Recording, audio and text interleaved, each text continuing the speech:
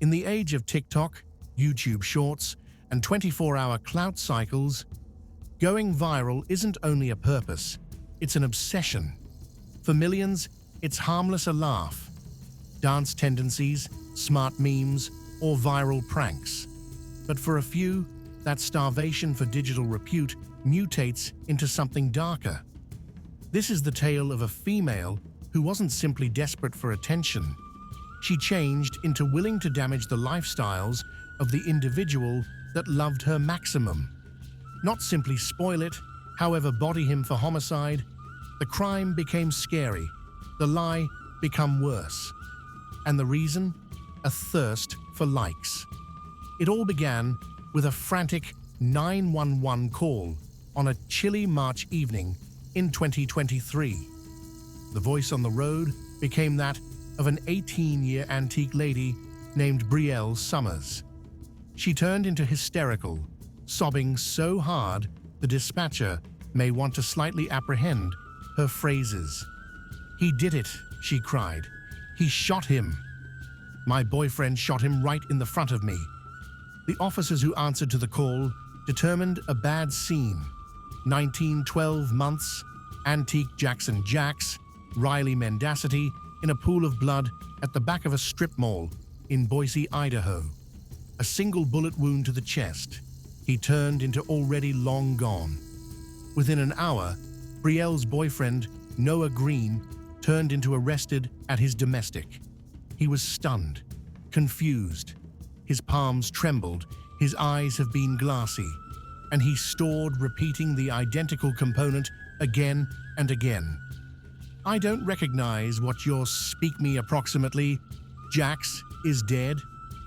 But Brielle's tale turned into precise and damning. She advised police Noah had emerged as enraged after seeing flirty messages between her and Jax.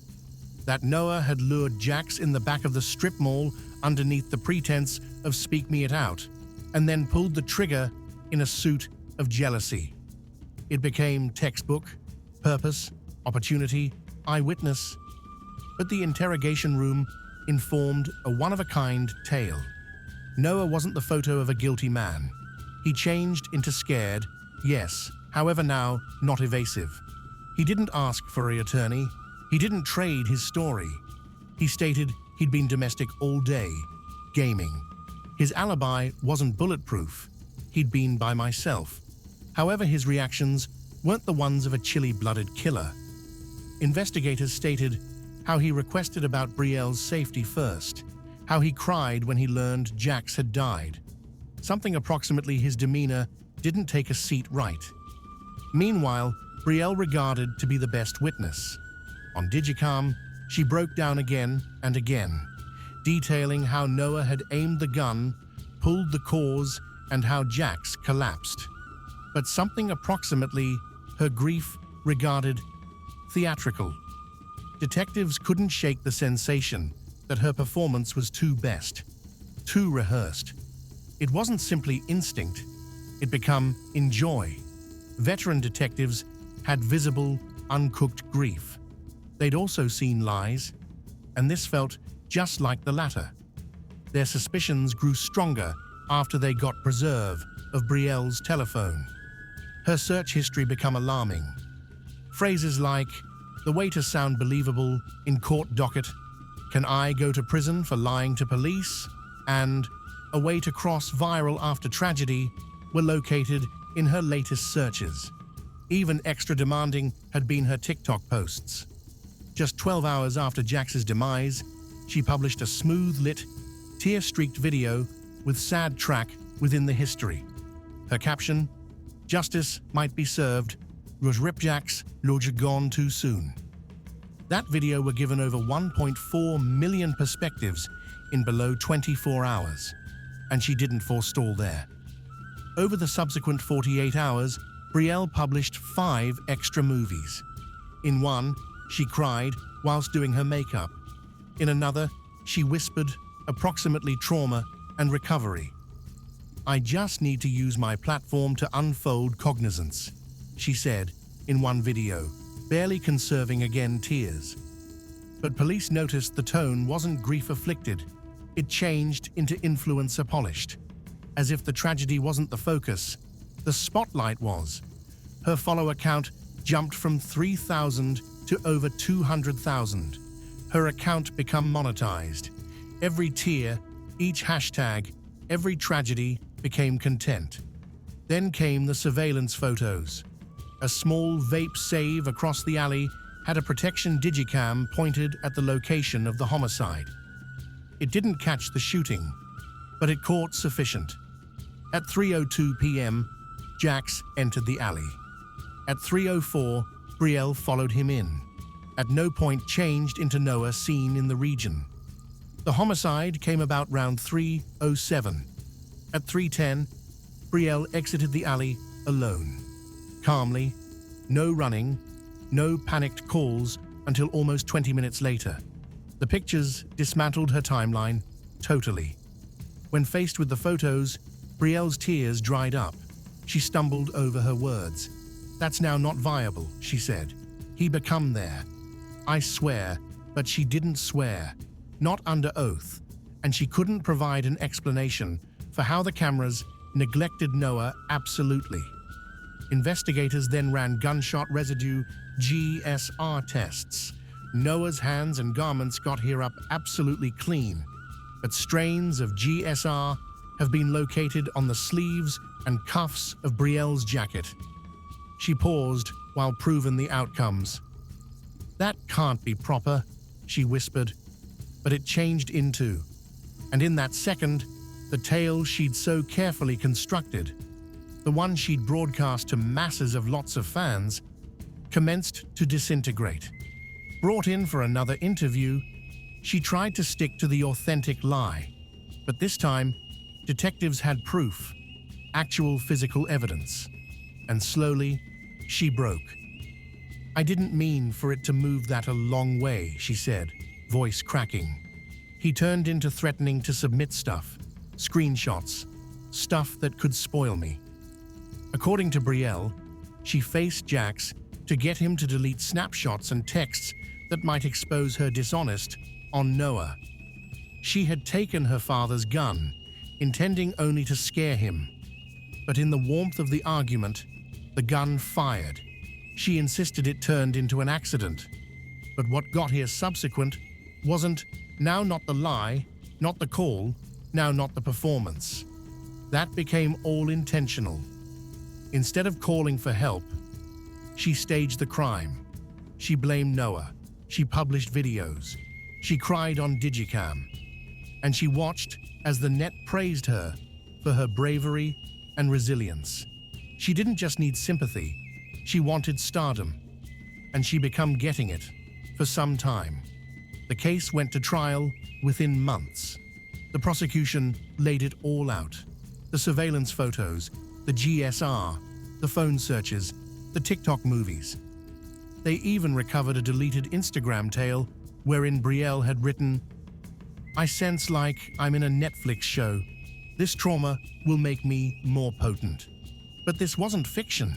This became an actual murder, an actual life misplaced, an actual boyfriend nearly destroyed. Brielle turned into convicted of involuntary manslaughter, obstruction of justice, filing a false police document, and attempted framing of an harmless person. She was sentenced to 14 years in jail. Noah, now cleared of all costs, gave a short, quiet statement to the clique. "She didn't just kill Jax, she nearly ruined my existence too. And for what? For views, for clout. If that is what reputation looks as if, I need no part of it."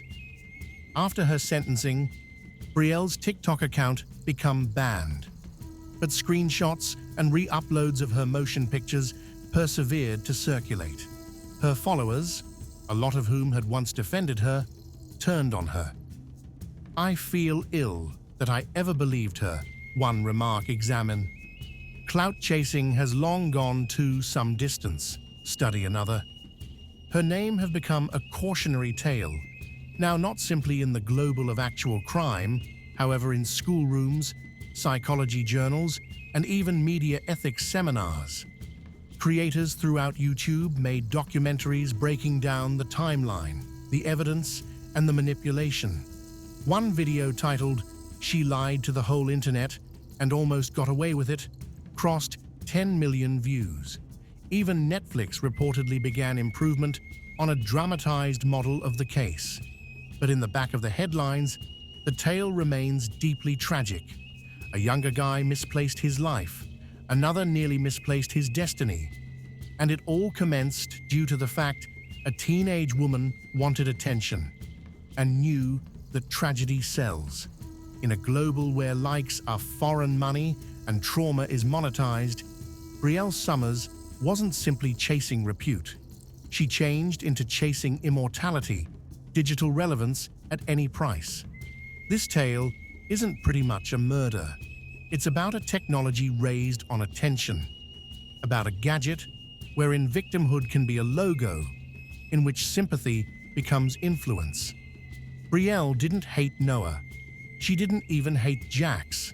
She simply cherished the spotlight, and when she noticed a route to it, no matter how darkish, she took it.